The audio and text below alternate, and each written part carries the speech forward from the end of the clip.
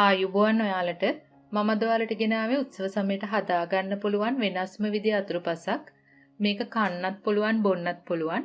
ඉතින් හරිම ලේසියෙන් සව් ජෙලි වගේ දේවල් එකතු කරගෙන රසට හදා ගන්න පුළුවන්. ඉතින් ඔයාලට කැමති විදිහකට රස කරලා හදා ගන්න පුළුවන්. ලේසිම ලේසි අතුරුපසක් තමයි අද මම කියලා දෙන්නේ. ඉතින් අපි දැන් බලමු කොහොමද හදාන්නේ මොනවද අපිට ඕන කරන්නේ කියලා. ඕන කරන දේවල් වල ලිස්ට් එක පුරුදු විදියටම ඩිස්ක්‍රිප්ෂන් බොක්ස් එකෙන් බලන්න පුළුවන්. මෙතන මම අරගෙන තිනවා තැඹිලි පාට ග්‍රෑම් 100ක ජෙලි පැකට් එකක්. ඒකටම එකතු කරනවා ජෙලටින් තේ හැඳි භාගයක්. තද උණු වතුර මිලිලීටර් 400ක්. දැන් අපිට පුළුවන් ජෙලි ටික හොඳටම දිය කරගන්න. ජෙලි ටික දිය වුණාට පස්සේ මම මේ වගේ පතුල පැතලි භාජන 3ක් ලෑස්ති කරගන්නවා.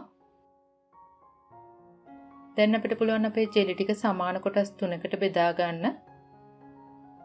මම දැන් ඔයාලට මේ කියලා දෙන්න යන්නේ එක ජෙලි පැකට් එකකින් පාට 3කින් ජෙලි හදන හැටි. දැන් එක කොටසකට මම එකතු කරනවා කොළ පාට ෆුඩ් කලරින්. තව කොටසකට මම එකතු කරනවා රතු පාට ෆුඩ් කලරින්. තැඹිලි පාට කොටස මම මේ පාටින්ම තියෙනවා. ඔයාලා කැමති නම් වෙන පාටක් එකතු කරන්නත් පුළුවන්. දැන් අපිට පුළුවන් මේ ජෙලි ටික ශීතකරණයේ තියලා හොඳටම සෙට් කරගන්න. මෙතන මම අරගෙන තියෙන්නේ තඹගත සව් කෝප්පයක්. දැන් ඔයාලට පුළුවන් කැමති ඕනම විදියක පළතුරු මේ විදිහට පොඩියට කපලා එකතු කරන්න කෝප්පයක් කෝප්ප දෙකක් විතර ඔයාලට එකතු කරන්න පුළුවන්. දැන් අපේ ජෙලි ටික හොඳට සෙට් වෙලා තියෙනවා. මේ විදිහට මම දැන් කියුබ්ස් කපා ගන්නවා.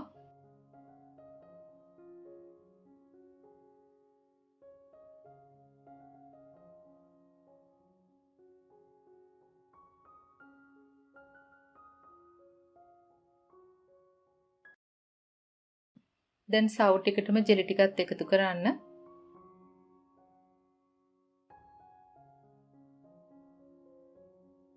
දැන් මම එකතු කරනවා කිරි කෝප්ප දෙකක් ෆ්‍රෙෂ් මිල්ක් හෝ පිටි කිරි වලට ගන්න පුළුවන්. ටින් කිරි ග්‍රෑම් 300ක්. දැන් අපිට පුළුවන් මේ ටික ඔක්කොම හොඳට කවලම් කරන්න.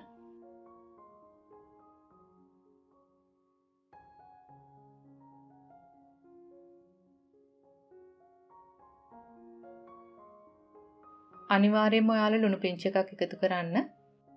ලස්සන පාටක් ගන්න ඔයාලට පුළුවන් කහ පාට ෆුඩ් කලරින් ටිකක් එකතු කරන්න.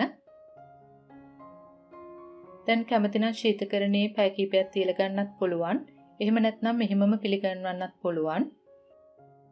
හරිම ලස්සන වර්ණ සංකලනයක් තියෙනවා. හරිම ලස්සන පාටට රසට ඔයාලට මේ විදිහට හදන්න පුළුවන්. රස්නේ කාලයට මේක හොඳටම ගැලපෙනවා. හැබැයි රස්නේ කාලයට විතරක් නෙමෙයි උත්සව කාලයට අමුත්තේ ගෙදරට එන වෙලාවට උනත් මේ විදිහට හදලා පිළිගන්නවන්න පුළුවන්. ඉතින් හරිම ලේසි, හරිම ඉක්මන්, හරිම ලාභ අතුරුපසක්. ඉතින් ඔයාලත් හදලා බලන්න.